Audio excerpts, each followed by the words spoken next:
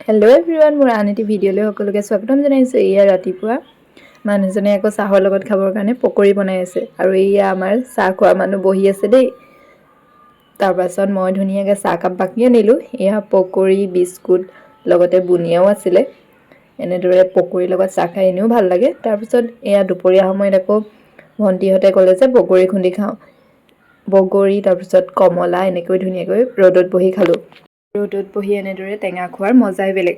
আপোনালোকে বাৰু বগৰী খুন্দি খায়নে? মই যে খাই ইমান ভাল পাওঁ। তাৰপিছত এয়া আকৌ আমাৰ দাদাই পুখুৰীত পূৰা মাছ ধৰিবলৈ লাগি গ'ল, আৰু এয়া চাওকচোন পালেই এজনী ডাঙৰ মাছ। আজি মানে একদম খানাটো মজা হ'ব, আৰু ঘৰৰ লোকেল মাছ, আৰু এয়া মানুহজনো নামি গৈছে মাছ ধৰিব পাৰিম বুলি। ঘৰৰ পুখুৰীত এনেদৰে মাছ ধৰি খাবলৈনো কাৰ মন নাযায়। চাওকচোন এয়া কিমান ধুনীয়া ধুনীয়া ডাঙৰ ডাঙৰ মাছ পাইছে দাদাই। মই আকৌ পূৰা পাৰত বহি পিনে মাছ ধৰা চাই আছোঁ। মাছ ধৰা চাইও ভাল লাগে। আৰু ই আজি ইমান কেইজনী মাছ পালে চাওকচোন, ইমান ডাঙৰ ডাঙৰ মাছ ঘৰৰ পুখুৰীত।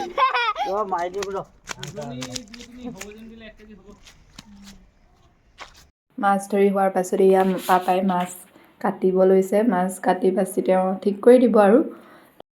আনফালে মই আকৌ জুইত বনাই আছোঁ লফা শাক আৰু বগৰী। বগৰী দি লফা শাক খাই ইমান যে ভাল লাগে।